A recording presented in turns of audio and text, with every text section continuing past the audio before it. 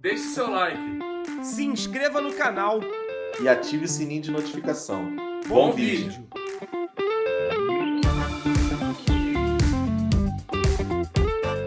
Cara, o resultado é um pouco injusto pelo que o Flamengo produziu em contrapartida do Botafogo. 1-0 ficou até, de certa forma, um pouco barato. De fato, não foi um jogo absurdo por parte do Flamengo, só que eu acho que o time controlou mais as ações com bola do que o Botafogo, que a primeira finalização do jogo foi no final do primeiro tempo, e depois teve alguma coisinha ou outra ali no segundo tempo, um lance impedido que o Danilo tirou em cima da linha e tal. Teve um lance também de um erro do Léo Ortiz na saída de bola, que o Varela salvou em cima da linha. Tirando isso, cara, essas jogadas aí que são pontuais em cima de erros do Flamengo, que acabaram justamente sendo ocasionados por conta dessas bobeadas que o Flamengo deu, cara, eu acho que o Flamengo se comportou bem no jogo, conseguiu marcar pressão, conseguiu tirar muitas posses de bola ainda no seu campo ofensivo. Para mim, tiveram alguns jogadores que foram muito bem, que merecem destaque, tá? Eu facilmente falo do Danilo e facilmente também falo do Léo Ortiz. Não à toa, um deu assistência para o gol do outro, que decretou a vitória do Flamengo, mas não apenas pelo gol. Eu acho que os dois jogadores são um pilar defensivo quando o assunto é sair jogando com bola no pé. Jogou muita bola essa dupla, que eu acho que com certeza vai ser a titular nas mãos do Felipe Luiz, tá? Acho que o Léo Pereira vai acabar rodando nessa história aí quando começar a brincadeira de fato aí nos campeonatos que importam. O Varela, para mim, foi a grata surpresa da noite, Arthur. E, assim, é de se parabenizar. Por quê? O cara tá vindo para um jogo muito próximo da perda da mãe dele, uma perda que poderia ter deixado ele psicologicamente abalado, e ainda por cima jogando fora da posição dele. Ele foi improvisado por uma necessidade, onde o Flamengo perdeu todos os seus laterais esquerdos para o jogo de hoje. Um já está fora há muito tempo e os outros dois foram em decorrência do jogo contra o Fluminense, né? O Alexandre saiu e vai ficar um período afastado, enquanto o Ayrton Lucas acabou ficando fora por conta de uma pancada que rolou no jogo e ele foi poupado do jogo de hoje. O Varela comeu a bola, tanto defensivamente quanto ofensivamente, que por mais que ele não tenha aparecido tão bem assim, mas é de se entender. Ele está jogando invertido, cara. Então, tudo que ele vai fazer, para ele conseguir dominar com o pé bom, ele tem que virar o corpo para o lado errado. Então, é totalmente compreensível. E ainda assim, ele conseguiu encontrar bons passes ofensivos, ele conseguiu ser muito importante defensivamente, em momentos estratégicos, e para mim, um outro grande nome da partida foi o Alan. Mais um bom jogo do camisa 29 do Flamengo. Falei isso durante o intervalo do jogo e falo com tranquilidade. Para mim, o Alan é um dos jogadores que melhor tem aproveitado esse período de início de temporada do Flamengo.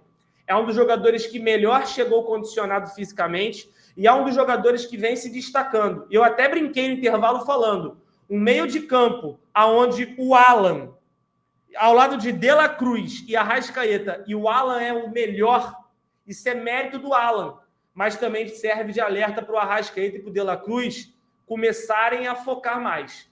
Eu entendo que os dois estão voltando de lesão, né? O Arrascaeta, inclusive, de uma operação, então a gente tem que ir com calma com esses dois jogadores, são dois craques da bola, vão ser muito importantes durante a temporada inteira, só que hoje, para mim, o Alan foi um dos grandes nomes também nessa partida e que também não tem como deixar de fora o Wesley, né, Arthur? O Wesley, cara, que come a bola esse moleque, que, assim, ele é um dos grandes responsáveis pelo crescimento dele, principalmente porque ele buscou e correu atrás de uma evolução pessoal. O cara foi atrás de uma equipe para ajudar ele a trabalhar nos pontos que ele precisava, para ajudar a identificar os problemas. E isso, cara, tudo isso que acontece com o Wesley hoje, ele colhe os frutos das escolhas dele. E muito jogador de base, às vezes, deixa de se importar e dar o devido respeito à sua carreira, que acabam sucumbindo e não vingando. O Wesley foi no caminho ao contrário. Então, assim, esses 5 nomes aí facilmente para mim entram nos melhores em campo hoje. Para mim, o Arrascaeta um pouco abaixo, está fisicamente mal, não tem como questionar muito. Ele ainda está se recuperando. O Cebolinha, idem. Acho que o Cebolinha ainda está longe de ser aquele Cebola que encantou a gente até a lesão. Então, vai demandar também um pouco de tempo. E uma pena que o Juninho se lesionou com tão pouco tempo de jogo. Porque se você perceber, Arthur, você até comenta que a parada técnica dá uma esfriada no Flamengo. Mas se você reparar, todas as principais jogadas do Flamengo aconteciam na movimentação do Juninho. Ele pelo menos teve umas 4 ou 5 bolas que ele recebeu. Uma ele finalizou, as outras 4 ele disputou e acabou não levando a melhor. Mas todas foram procurando ele. Então, acho que o estilo de jogo e a estratégia estava muito condicionada a esse jogador. E aí, quando tem a mudança do Bruno Henrique, que ele entra, por mais que o Bruno Henrique seja um cara que está vivendo um bom momento, o Bruno Henrique não tem as mesmas movimentações que o Juninho tem. Então, eu acho que o Flamengo cai um pouco de ritmo, o jogo cai um pouco de ritmo, mas aí entrou a genialidade do Arrascaeta, que numa boa cobrança achou o Danilo, que achou o Léo Ortiz, e o Flamengo vence mais uma vez o Faísca, e assim, a freguesia vai voltando à tona. A bola pune, né? E o Barbosa, que deixou o Juninho de fora, porque foi ele que deu um tostão, no final tomou um belo de um soco na cara, bem feito, né? Um jogador que eu não desejo nada de mal para ninguém, não. Mas esse Barbosa aí é um cara que eu não respeito, nem ele, nem o Gregory, tá? 2 jogadores que eu não tenho nenhum apreço. Então, que bom e espero que nunca venham para o Flamengo. Torço para que só nunca virão. Tranquilo. Isso aí, graças a Deus, a gente fala com segurança que jogador merda não tem espaço mais nesse Flamengo, né, velho? A gente tem que pensar agora sempre dessa forma. Principalmente esse Barbosa aí, que é um mau caráter, vagabundo, né? Que de fato mereceu essa porrada aí, e muito mereceu por culpa da arbitragem, que mais uma vez recebe o destaque negativo da noite, né? Os árbitros do Campeonato Carioca, parece que eles ficam tanto tempo na ociosidade, né? Parece que eles ficam tanto tempo no limbo, que quando eles têm a oportunidade de apitar um jogo grande, eles querem aparecer mais do que os jogadores para ser lembrado, para o narrador falar o nome, falar o sobrenome, né? Porque a partir do fim do Campeonato Carioca, volta a estar rodando por aí aplicativo, volta a trabalhar no mercado. Então, esses árbitros da FERJ, que raramente figuram aí os grandes jogos do Campeonato Brasileiro, precisam desse holofote. E muito aconteceu por culpa da própria arbitragem, que podia ter amarelado pelo menos o Barbosa durante o jogo, e nada fizeram. Então, qual que é a mensagem que o árbitro passa? Barbosinha, pode descer a porrada aí que eu tô liberando geral. Não tô dando amarelo, não tô dando vermelho, nem falta eu tô marcando. E aí você passa essa impressão pro cara onde não tem lei. Tanto que o jogo acaba, o Bruno Henrique não faz absolutamente nada, o cara vai para cima do Bruno. Por quê? Porque ele pensa, o cara vai fazer o quê comigo?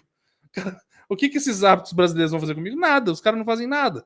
Né? E aí o Cleiton vai lá e aparece e ganha o MVP aí da partida com um belo cruzado de esquerda, que para mim já merece a renovação. Eu amanhã, se eu fosse o Boto, já reuniria ali com o empresário, trataria a renovação do Cleiton aí, só para ficar ali no Flamengo, não precisa nem jogar, entendeu? Só fica mais um tempo com a gente aí.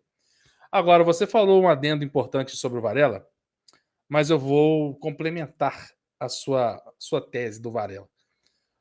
O Varela, você falou, tão bem defensivamente como ofensivamente.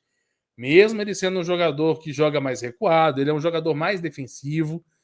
O Varela teve uma partida maravilhosa, espetacular. Para mim, eu falei isso com o Cleiton desde o jogo, antes do jogo acabar. O Varela, para mim, tá no meu top 3 do jogo de hoje. Mas eu compactuo com o top 5 do Cleitinho aí. E para mim, o Varela, ele foi prejudicado no primeiro tempo pelo fator Cebolinha. Que o fator Cebolinha, o Cleiton até perguntou para mim durante o primeiro tempo, tu e o Cebolinha? Eu falei, o Cebolinha às vezes ele tá meio encaixotado na defesa do Botafogo, mas não por mérito da defesa do Botafogo de falar, tá anulando o Cebolinha, não. Mas por demérito do Cebola, que não conseguia desvencilhar da marcação e aparecer pro jogo. E aí eu botei a culpa no Varela. Porque eu tava meio que achando que era só isso que o Cebolinha tava acontecendo. O Cebolinha tava sendo pouco acionado. Eu tava achando isso, mas não foi por causa disso. Tanto que na hora que o Cebolinha sai, o Luiz Araújo, no primeiro lance do Luiz Araújo do lado esquerdo, já faz o Varela fazer a ultrapassagem. Já incentiva o Varela a fazer uma ultrapassagem. E o Varela volta a crescer quando o Luiz Araújo assume ali o lado esquerdo. Então, partidaça do Varela. Partidaça. Eu vou destacar mais ainda a parte defensiva do Varela, que é de fato o que ele faz de melhor, né? Que é a marcação. Hoje ele salvou ali 3 ou 4 posses de bolas fundamentais, além de ter salvo um gol debaixo da linha. Né? Ele já estava atrás do Matheus Cunha e salva a bola de dentro do gol, praticamente ali o Varela.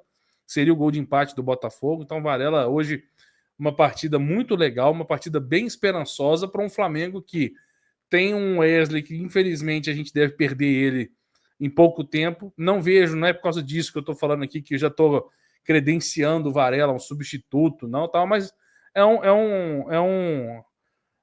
um afago poder dizer que o Varela fez uma boa partida, porque são jogadores que a gente tem que contar com eles. O Alan, a mesma coisa. Você foi perfeito. Mais uma partida boa do Alan. E eu, no pré-jogo, eu destaquei exatamente isso. É um jogo importante para o Alan, porque ele está ganhando a chance de ser titular com o meio de campo dele para frente mais forte do que ele vinha jogando antes, né? Mais forte do que com que ele vinha jogando antes. E aonde ele jogou antes, ele se destacou. Então, nos 2 jogos que ele fez de titular, ele foi o melhor da partida, na minha opinião. Sampaio Corrêa e Portuguesa. Eu acho que foi Portuguesa, posso estar errado. Mas para mim ele foi um dos melhores da partida. Sampaio Corrêa, com certeza, foi o melhor da partida, na minha opinião. E aí faltavam para mim 2 coisas para o Alan.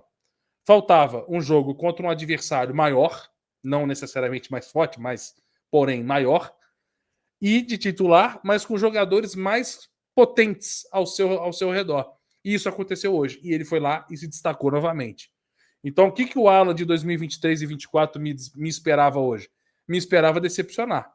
Me esperava, tipo assim, é jogo maior, com a turma boa, e aí mais um jogo dele, lá 23, 24, meio ofuscado. Não. Manteve a mesma pegada do Alan 25, que até agora tem se mostrado muito bem. E isso é importante. Arthur, é importante porque visando uma titularidade? Não. Mas visando um reforço de ter um jogador a mais na volância disponível até a chegada do Jorginho. Porque, por exemplo, o Jorginho só chega em julho, se Deus quiser, né? Junho. Até lá, teoricamente, se você estiver falando do Alan de 23, 24, você não conta com ele, velho. É Everton Araújo, Pulgar e De La Cruz. É muito pouco para 6 meses de futebol. É muito pouco. E agora o Sport TV está forçando a barra para justificar que o De La Cruz merecia aquele cartão vermelho. E de fato merecia. Agora vai ser isso aí. Mas agora tem que justificar onde, tipo assim, ó, não deram, ó. Não deram.